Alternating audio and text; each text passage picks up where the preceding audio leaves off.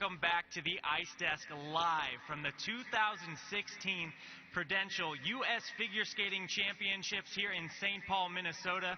We're at the Excel Energy Center. I'm John Coughlin, and with me, my esteemed panel, social media guru Michael Buckley, U.S. champion Ryan Bradley, and a very special guest, four-time U.S. champion Jeremy Abbott.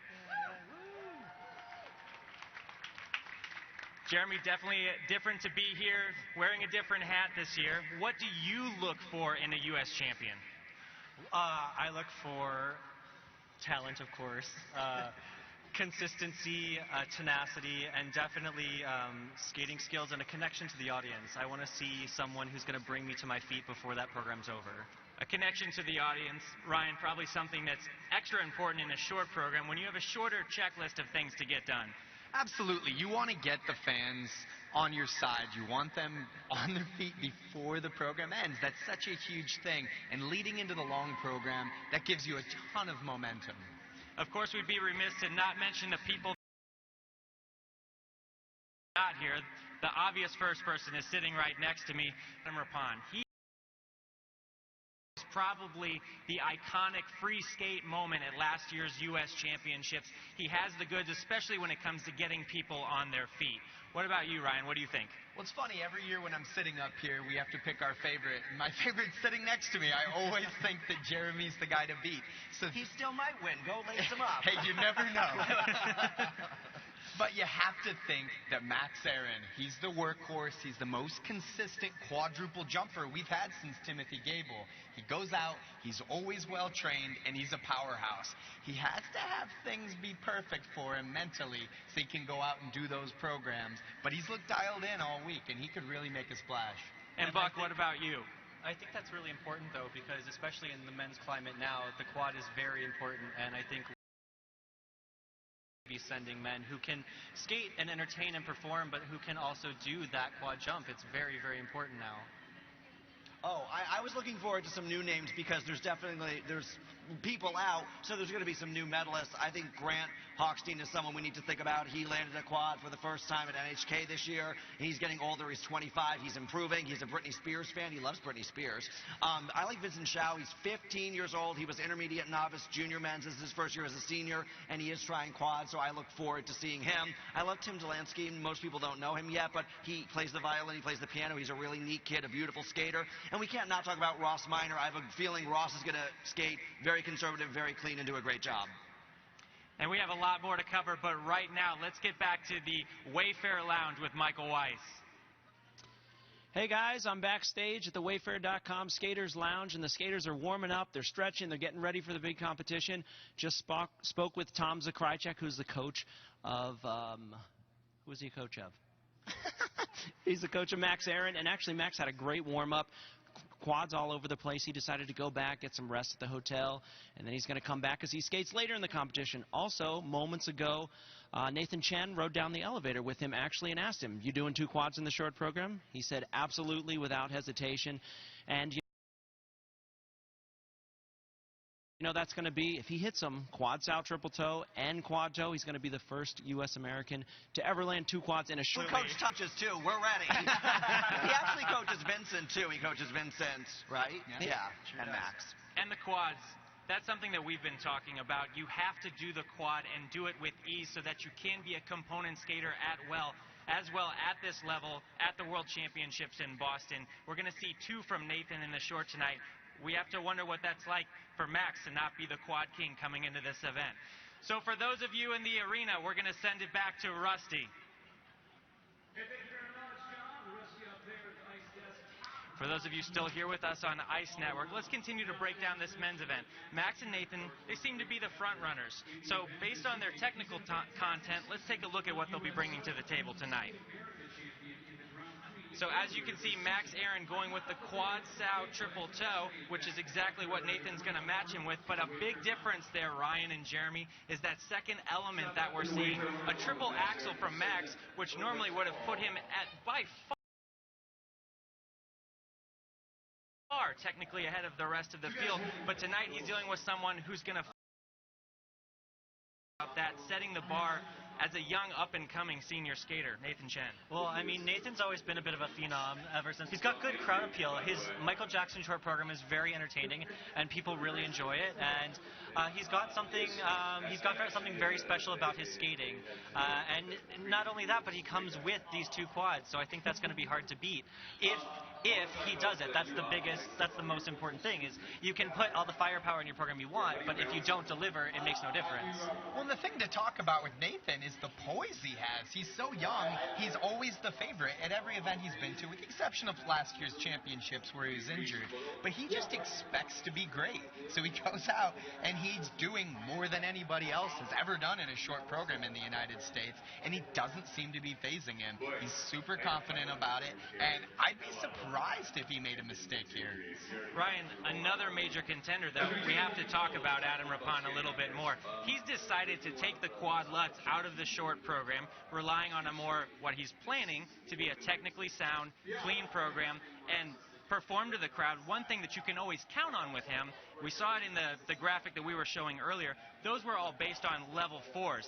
But that's a big if, especially with the spin elements with Max Aaron and a younger skater like Nathan Chen.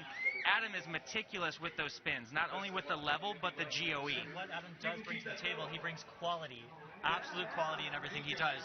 Even though he has an easier program with the elements, those should be +2, +3 GOEs. They're beautiful. He executes exquisitely with great transitions in and out of the jumps, and he has good programs that are very musical, that people want to see, that are very enjoyable. So if there are mistakes, or if people have Slater bobbles, we've seen it with Jason Brown. He comes out, he skates a clean program with great quality, with easier jumps, with easier content, but the skating quality and the quality of what he does helps boost everything else. So it's not, although these other kids are doing the quads, we could see Adam win with just a good, solid skate with +3 GOEs. Now, the great thing for Nathan Chen is that he has the opportunity to throw down the gauntlet. The great thing for the other skaters is that they can watch him and see exactly what he does. Do you see a veteran, a savvy skater like Adam Rapon? We're taking a look at the skate order right here. He has the ability to sit there and watch this event and see how things are going. Do you see him maybe making a strategy change? What if Nathan Chen skates clean? What if Max Aaron skates clean? Does he abandon ship on the triple Lutz plan and put the quad Lutz in out of fear of being out of the conversation after the short program, Ryan? I'd be very surprised to see Adam make any changes. At this late in the game, Adam is one of the guys that kind of comes in with question marks for jumping passes. Sometimes he's going to try the toes, sometimes he's going to try the Lutz. But the day of, in the event, that's a completely different animal. At that point, you have to know what you're doing. Absolutely. And Max Aaron is one of those guys that 4 months out from every competition, he knows exactly what he's doing, and he's doing it clean every day all the way through. It's going to be interesting to see how Adam does right after Max. And you were saying, Nathan is 4th in the first group. Then we have 2 other groups, and then we have, the 2 showstoppers at the end. So it is going to be interesting to see how Adam holds up right after Max. And I really hope it's not like last night where both the top ladies faltered, because it just takes the energy out of the room. And I really hope, it's so naive and silly to say, but they all skate well, because when they don't, as a fan, as a viewer, you're just like, that's my face. Get up!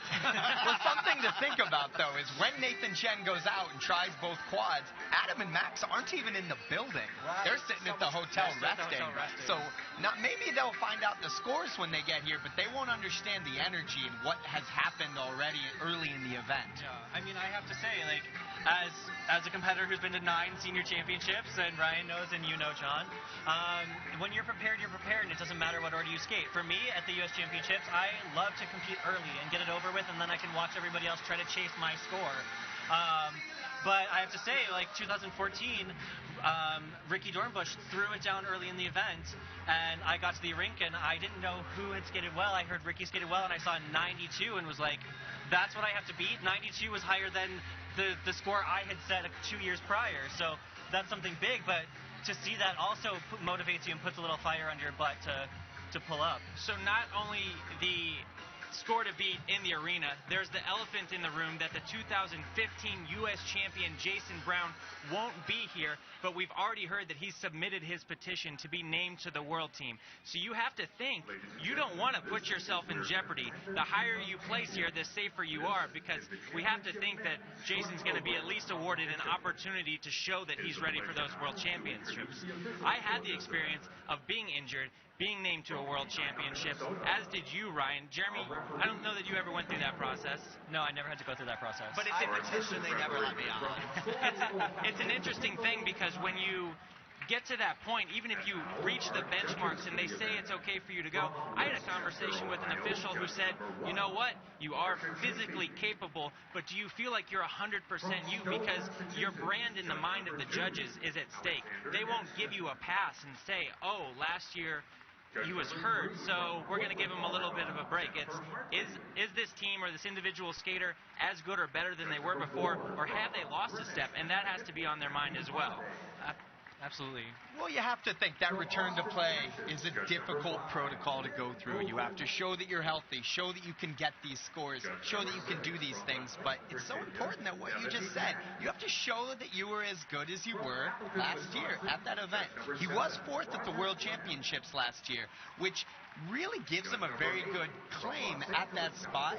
But if he's not skating at least that well, and we saw him go out with the quad a lot this year, trying to get that under his belt and didn't have a lot of success with it. So that kind of brought his scores down all season long, and they're certainly going to look at that as well.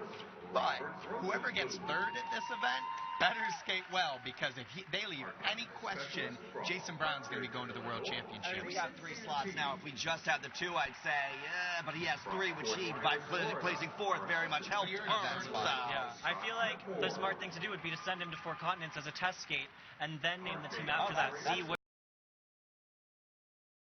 is compared to, because that'll be against the Chinese, against the Japanese, against the men that we're looking to beat at Worlds, and I think that would be where he would want to show that he's prepared. So I'd like to thank my panel here, Michael Buckley, Ryan Bradley, and especially to our guest here, Jeremy Abbott. Thank you for having me. We have a lot more coming for you after the men's event.